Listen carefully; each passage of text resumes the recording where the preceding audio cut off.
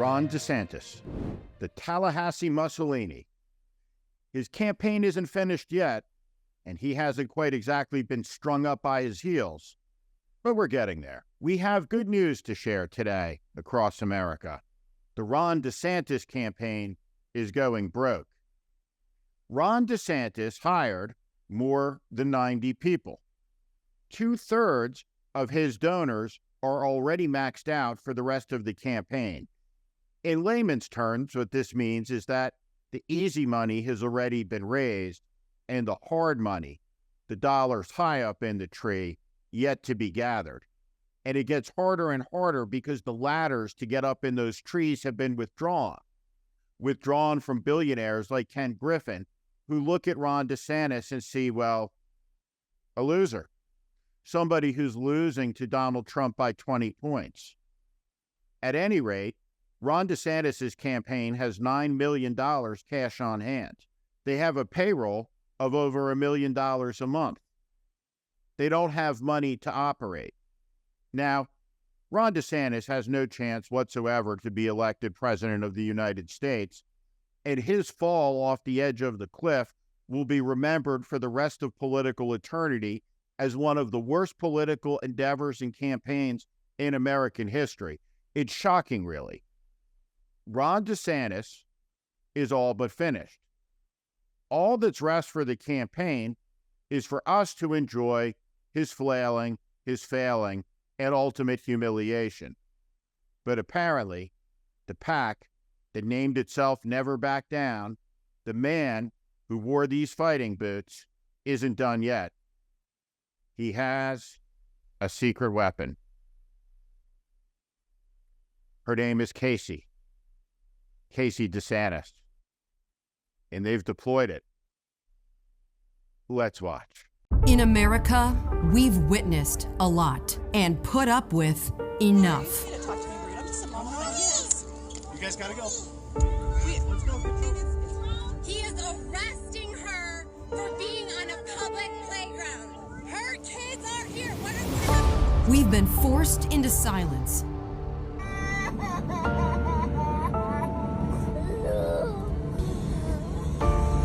Into compliance. Keep your mask on.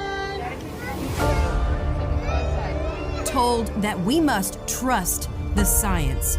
Indoor and outdoor venues should be closed. We've been told that we must deny truth, back down, and look the other way.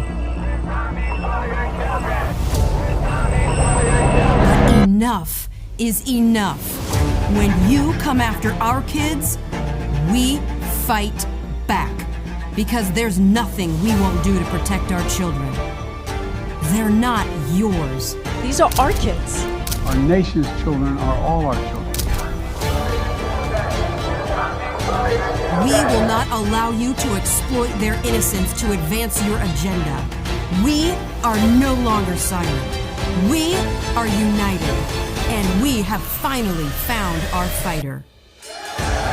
We're not going to let you impose an agenda on our kids. We're going to stand up for our kids. He'll do for America what he did for us in Florida. Schools open. Parents' rights defended. School choice universal. Critical race theory prohibited. DEI stopped.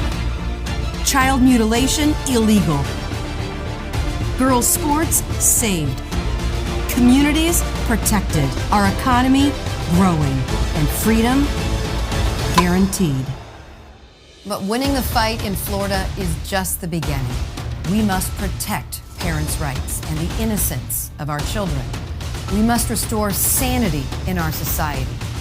We need every mama and every grandmama in every corner of the country to stand up and fight back by electing Ron DeSantis President of the United States of America. This ad is a absurdity. No one is silencing anyone. Nobody's telling anyone what to do.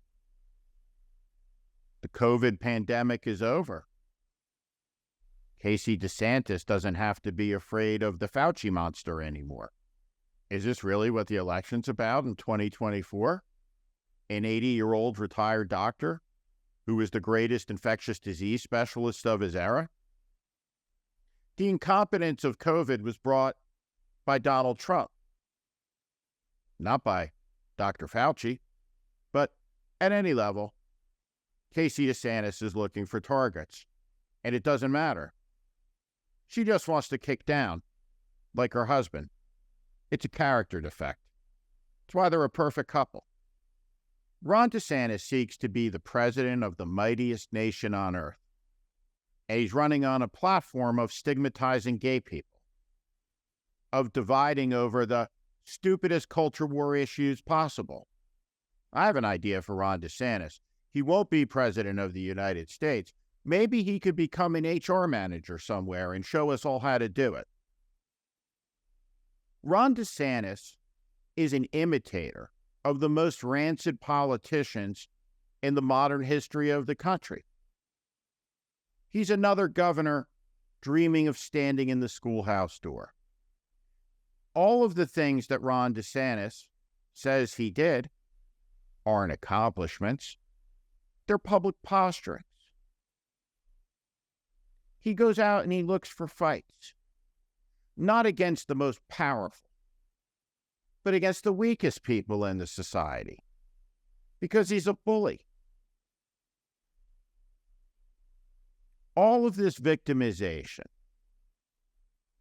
it's in these people's imaginations. It's not real.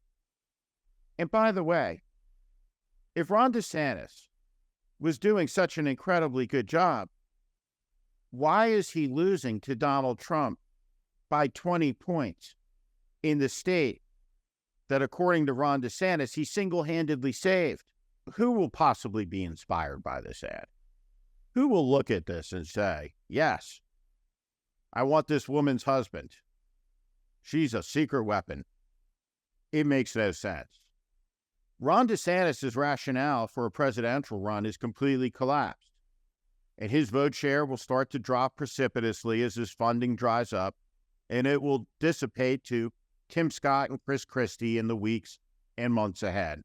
And the race will fundamentally become a two-tiered one, with Christie, Scott, and Donald Trump at the top and DeSantis fading towards the bottom, before he slinks back to Tallahassee, his proverbial tail between his legs, humiliated, soon to be forgotten, a latter-day Jim Crow segregationist in the 21st century, lost in time, looking for battles and fights that no one is much interested in.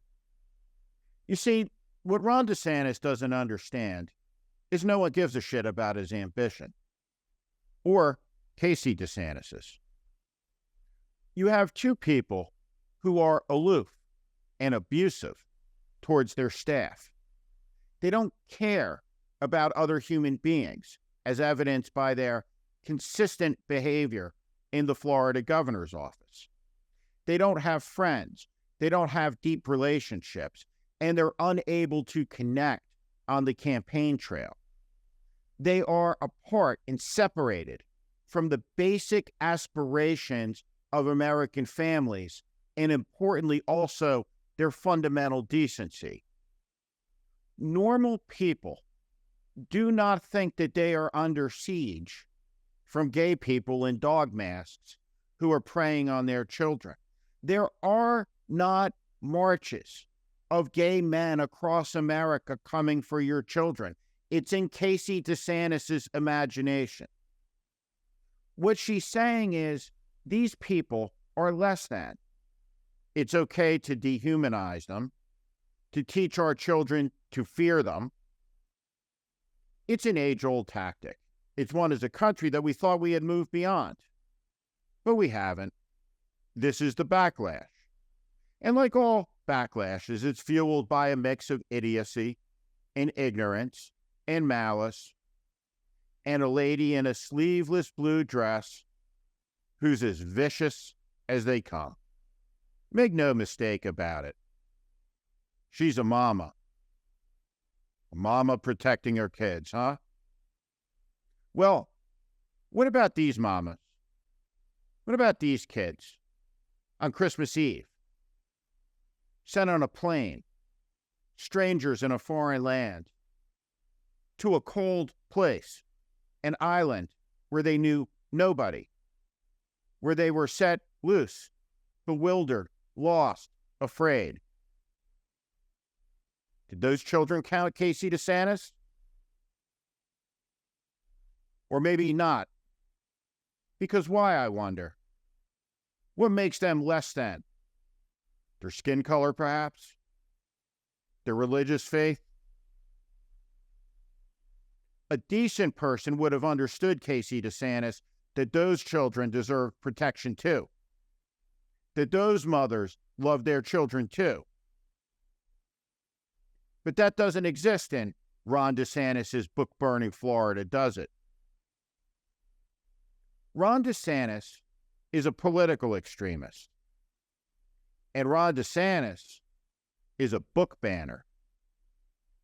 He is a cheap demagogue in a dangerous era. The only person who is less than in the entire mix of people we're talking about is Ron DeSantis and his wife, Casey, at least as judged by the polls. What they stand for is not hope. It is not aspiration. It is not a rebuilding of the American dream. What Ron DeSantis hopes for is to cut, slice, and dice his way to the presidency of the United States by dividing, by scaring, by hoping that Trump falls and there's no one left mean enough, stupid enough, ignorant enough, but him. Quite a strategy. The papers are filled with the truth about Ron DeSantis' campaign. What he and his wife are selling, no one wants.